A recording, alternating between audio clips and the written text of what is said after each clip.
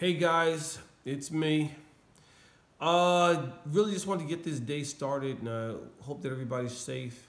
I hope your families are doing well. I really want to get this started because I got up this morning, heard some disturbing news, and it's disturbing because when you don't know people that are in the news that are affected by the virus, and you just start to hear some of the things that you may not have thought would actually touch or affect you or would come close in contact to your world. There was a young lady, 22 years old, and she was studying for nursing. She got sick with the virus and she passed away. This is a young lady. We're not talking about somebody that was older who had, you know, had health problems in the past. We're talking about a 22-year-old young lady that was studying nursing, studying a profession that would help others, giving of herself. And this virus took her life. There was a Baptist preacher who he was preaching the word of God and trying to keep everyone intact. And he said that that God was larger than the virus, and he was going to continue to preach, and he was going to continue to put the faith in those around him, so that he would be a calming factor in their lives. Unfortunately, the virus, claimed his life. He took ill and just never recovered. There's a mother and a son. I believe the mother was in her early 70s and the son may have been in his mid to upper 40s. He worked in a nursing home. He got sick, started feeling sick about a week, maybe 10 days ago, and him and his mom both passed away a day apart from each other. The coronavirus. So this thing here, it's serious, and I'm just hoping that we are all taking precaution. We are all doing our due diligence to please practice safe social distancing. Please practice washing your hands and cleaning for at least 20 seconds. Please don't go outside without a mask. You're helping yourself, but you're protecting others. This thing that we know called life is precious. It's fragile. And I think that we have to do our damnedest to handle it like we're handling a fragile package, because life is so fragile, but we have a tendency to take it for granted, and we have a tendency to be cavalier about things that are going on around us and the things that we participate in, because we don't actually think that it may affect us. Well, I'm saying I want to be one of those that takes accountability. And I'm hoping that if I can say a few words to anyone out there that may be listening, that may take the same accountability and ask the next person to be accountable, that we can save lives. Because if we don't, we're being selfish. If we go out when we don't need to be out just because we're cooped up and we feel as though we have to figure out another outlet, we need to find a different outlet because we're so bored. Please, I'm begging you, find something that you can do where you're at. Find something to do around your house. Find something to do outside of your house that's in your own yard. Please, don't be selfish. Because if you are going out and you're participating in things that you don't need to, you are being selfish, because the only person you're thinking about is you.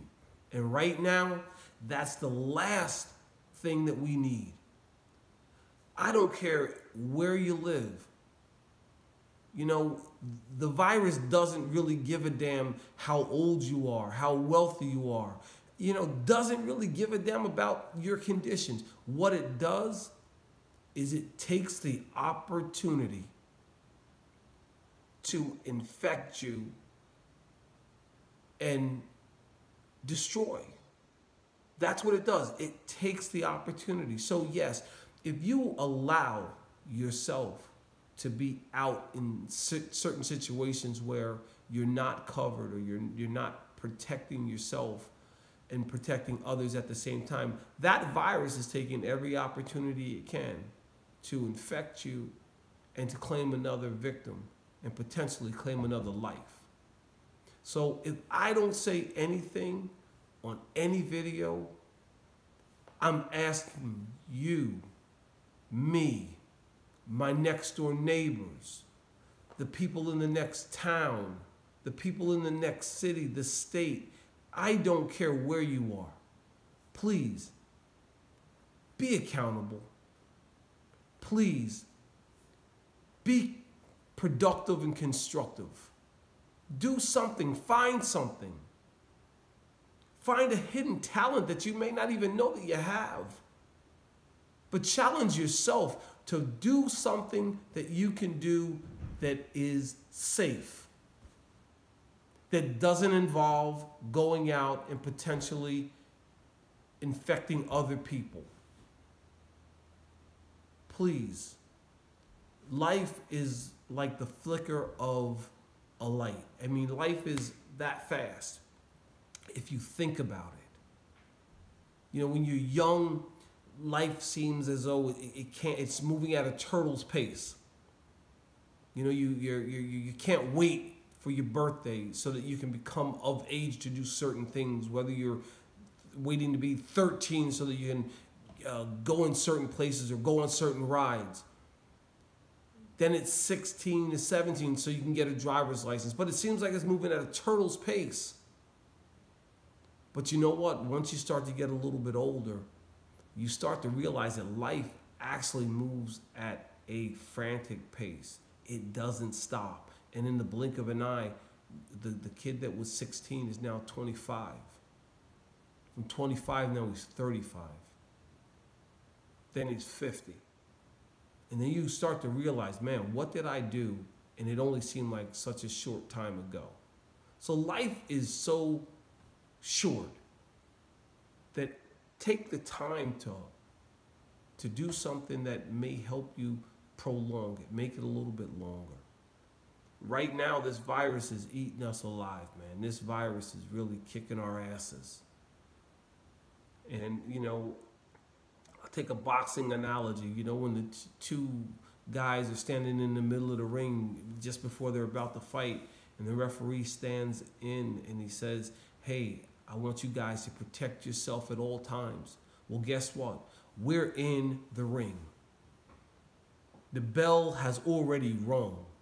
And some of us have decided not to protect ourselves at all times. Some of us have elected not even to put a mouthpiece in or to put the gloves on. Some of us have decided we don't even want a referee or we don't even want a ring. We just want to do our thing. And when we do our thing, it inadvertently affects other people.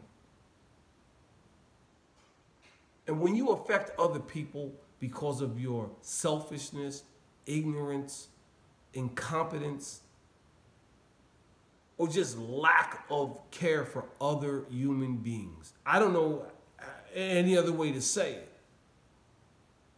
I really don't. When you do those things, you're helping to be a part of the problem. I challenge you to pick a side. Pick the side that says, I want to be a part of the solution.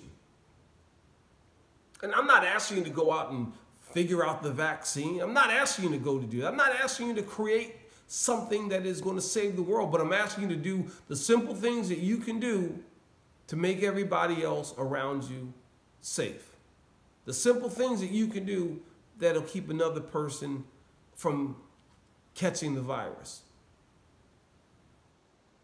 You know, I didn't start this YouTube channel for anything other than to bring awareness, maybe shed a little bit of light on a few things that are going on around us.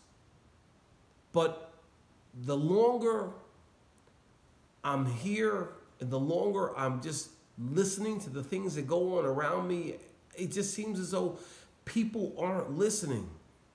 And if I said it once, I'll say it a million times. If I can say something that affects one person, guess what? I feel like I've done something. I feel like I made a difference. And that's one person. Because if I know that there's one more person in this world that is doing all that they can do to protect themselves and somebody else, man, that made all the sense in the world. That made all the reasons. They made the reasons that much stronger for me to come here and say something. Some people are never going to like anything I have to say. Some people aren't going to like me because of the way I look. Guess what? Not important, doesn't make a difference, don't really care. But you can always listen. Open your ears and listen, and you might learn something. You could. But sometimes we're so full of ourselves that we don't want to take the time to open up our ears and listen to what somebody's saying that may help us along the way. I hope that you guys love your families.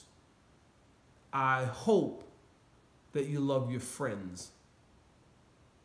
I hope that you love your communities and your states that you live in. I hope that you love this world that you live in. If you do your part. I'll say it again. If you do, then do your part. Make a difference today. Starting today. And even if you haven't been making a difference in the weeks or months that have gone by, if you start to make a difference today, you can save lives. I'm saddened today.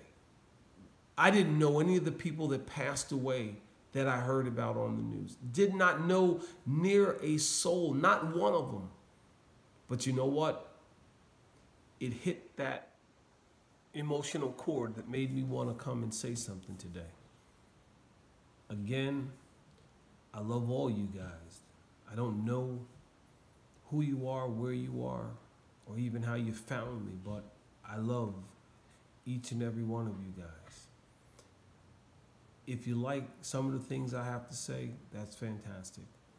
But if you love the people that are affected by your actions, please be a little bit more careful with the choices that you make, because choices that we make have consequences, and sometimes they're deadly, and sometimes those consequences cannot be reversed. So again, this is Mo. This is my plea out to everybody. It saddens my heart today to come to you and bring bad news, but it's out there. I mean, just turn on the TV, listen to the radio, and you'll hear it. Pick up a newspaper, you'll hear it. I'm praying that it stops sometime in the near future. I just don't know that that's the case. I think this might be a little bit bigger than, the news outlets or the government is telling us. If we're not testing everybody, then we don't really know who's a carrier that doesn't have the any of the conditions that show. You could just be a carrier of this and show no symptoms. You could have had the virus and survived the virus, but never went to the doctor, never were tested. So they don't know the statistics on you. You could be a person just walking around that has the virus and you haven't been tested. I think if we do anything as a country, as a nation, as a world, I think we need to hold the government accountable at some level for at least providing us with a test so that everybody in your community, everybody in your state can be tested so we know what category you fall into. That's what statistics are for. That's what gathering data is all about, is finding the actual numbers, finding where we're at, not by guessing, but if we actually have administered these tests and we make sure that it's mandatory that, hey, everybody in your town, everybody in your state needs to get tested so we know where you fall, I think we could get a handle on this virus a whole lot faster, because we'll see, the results, and we'll see how maybe the information, how some of these people survived, not even knowing what they had, but what they did may help save another life somewhere. Hey, if you guys like what I have to say, that's great. Subscribe. If you don't, hey, you can play my videos and laugh at me or do whatever you want to do. This isn't a laughing or joking matter. This is a matter of life and death, and I don't come out of here out of something that I want from anybody. I come out of here because these things are near and dear to my heart, and I'm praying every day that someone that I know, someone that I love, someone that I care about, isn't affected by this virus. And ultimately, I'm sure that there is going to be someone that is close that has this virus and may or may not survive. But if I can just put some things out there for us to be aware of, then you know what? I did my job. I did my part. I want to thank you guys for allowing me to take up a little bit of your time. And,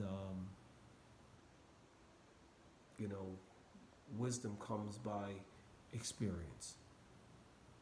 And we'll know better if we live through this virus, and we'll gain the experience to know how to deal with something else that comes down the road. God bless you all. I love you. Until the next time, this is Mo saying, be safe out there. Remember, protect yourselves at all times.